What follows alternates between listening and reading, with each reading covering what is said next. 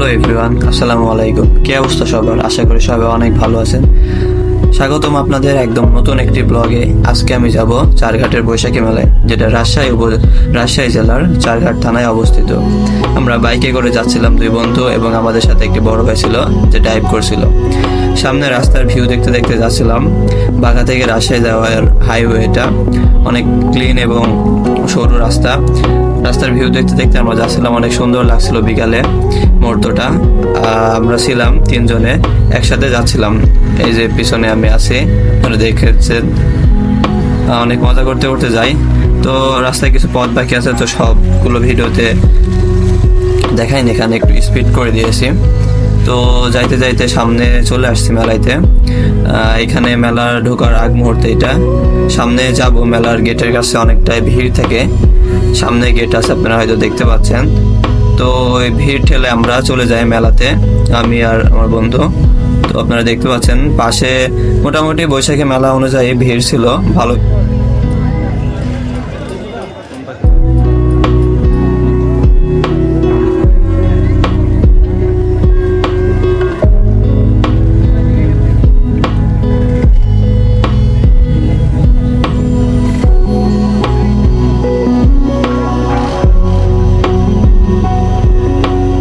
এখানে আপনারা দেখতে পাচ্ছেন বাচ্চাদের খেলনার অনেক রকম জিনিসপত্র, যেখানে বাচ্চারা সহ তাদের পিতামাতারাও ভিড় করছে নেওয়ার জন্য।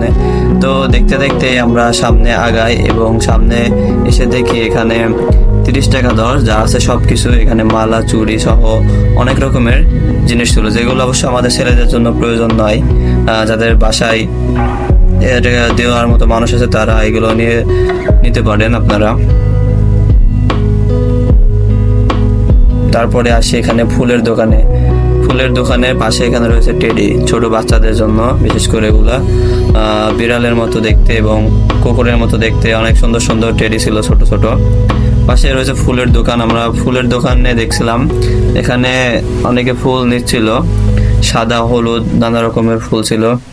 তো ভাই, ফুলের দোকানে ছেলেদের কোনো কাজ নাই, তবে এখানে ফুলের দোকানে অনেক ভিড় ছিল। তারপরেও এখানে একটা দেখেন যে মেয়েদের ফুলের দোকানে কিন্তু ছেলেরাই বেশি। এখন আমিও জানি না তারা কিসের জন্য এত ভিড় করছে মেয়েদের ফুলের দোকানের সামনে। তারপরে ফুলের দোকান ঘোরা শেষে আমরা শরবত খাওয়ার জন্য চলে আসি। এখানে এক ভাই হেভি স্টাইলে শরবত তৈরি করে দিবে, আপনারা দেখতে পাবেন। তো শরবত বানানোর স্টাইলটা হেভি লেগেছে। শরবতটা আমার বন্ধু খায়, এবং তাকে জিজ্ঞেস করি যে শরবত খেয়ে কেমন লাগছে। তো সে কোনো কথা বলছে না, সে চুপ হয়ে আছে। এবং পাশে যে চাচা দাঁড়িয়েছিল সে বলছে শরবত খেয়ে যদি স্বাদ না লাগে টাকা ফেরত দিয়ে দিব। তো এমন অফার পেলে একটা কেন 10টা গ্লাস শরবত খাওয়া যায়, কোনো ব্যাপার নয়।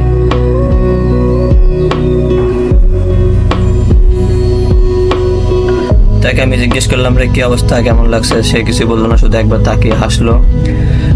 খইয়ের দোকানে আসি খই কিনতে। গুড়ের যে মিষ্টি খই, সেটা খেতে অনেক ভালো লাগে। তো আমরা এখানে দামাদামি করছিলাম কয় টাকা কেজি, কত টাকা পোয়া। তো 1 পোয়া আমরা এখান থেকে খই নিয়ে নিলাম খাওয়ার জন্য। এখান থেকে তো খই কেনা শেষ হলো। খই কেনার পরে আমরা চলে আসি জিলাপির দোকানে। জিলাপির যে কালার, জিলাপি থেকে আমাদের জিভায় অলরেডি পানি চলে এসেছে। তো কত টাকা কেজি দাম জিজ্ঞেস করছিলাম, এবং আশেপাশে দেখছিলাম অনেক সুন্দর জিলাপি, একদম লাল টকটকে ঝকঝকে, খাওয়ার মতোই জিলাপি ছিল। এগুলো নিশ্চয় অনেকে দাঁড়িয়ে দেখছিলাম, প্রথমে ভিডিও করি, তারপরে আমরা ভাবছি আমাদের নেওয়ার জন্য দরকার। তো এখানে জিজ্ঞেস করি কত টাকা, তো 150 টাকা জিলাপি, আমাদের থেকে 180 টাকা তাই। এই জন্য আমরা নেইনি, এখান থেকে চলে যেয়ে ভাবছি পরে অন্য জায়গায় থেকে নেব। এখানে এসে 10 টাকা দিয়ে 2টা বল মারি। সামনে স্পিড আছে, স্পিডের বোতলে লাগাতে পারলে একটা বলের জন্য একটা স্পিড। তো আমি 2টা মারি, একটাও লাগাতে পারি নাই।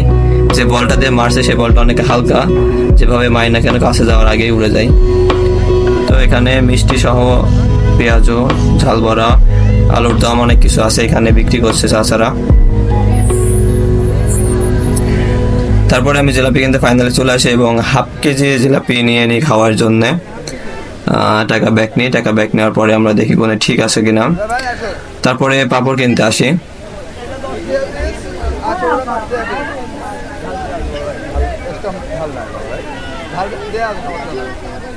বানানোর সময় ঝাল দিয়ে বানানো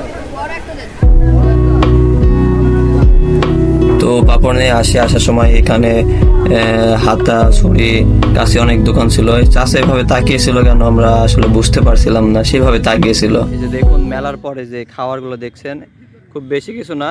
এখানে 1/2 কেজি জিলাপি আছে, 1 পোয়া মতো খই আছে, 2টা পাপড় আছে এবং 1 কেজির মতো তরমুজ রয়েছে। তো এই খাবারগুলো একা খাওয়া একেবারে অসম্ভব, দুজন মিলেও আপাতত এখন খাওয়া যাবে না। তবে আমার সাথে যে আমার রাক্ষস বন্ধু আছে, সে খাওয়ার জন্য প্রস্তুত এবং সামনে বসেছে, এখন সে খাওয়া শুরু করবে। তো এখানে আমরা ঝটপট খাওয়া দাওয়া করে আমরা আবার মেলাতে যাই, কারণ চটপটি খাওয়া হয়নি। তো চটপটি খেতে এসে যে 2টা চটপটি নিয়ে আমাদের 2টা চটপটি টাকা পুরাই মাটি, কেননা চটপটিতে এত লবণ দিয়েছে যা খাওয়াই যায়নি। তো ওই লবণ মাখা চটপটি খাওয়া শেষে আমার বন্ধু তার গার্লফ্রেন্ডের জন্য ফুলের খোপা নিচ্ছিল এবং সে অনেকক্ষণ ধরে পছন্দ করছিল যে কোনটা নেবে। তো শেষমেশ সে তার গার্লফ্রেন্ডের জন্য এই সাদা খোপাটাই তার পছন্দ হলো এবং সে সেটাই নিয়ে নেয়। এরপরে বাসায় যাওয়ার জন্য রাস্তায় অনেকক্ষণ ওয়েট করি, কোনো বাস অটো আসছিল না। তো অনেকক্ষণ পরে একটা অটো পাই এবং সে অটোতে আমরা চলে যাই। আর এরকম নিত্য নতুন ব্লগ পেতে আমাদের চ্যানেলটা অবশ্যই সাবস্ক্রাইব করে রাখবেন। সবাইকে ধন্যবাদ।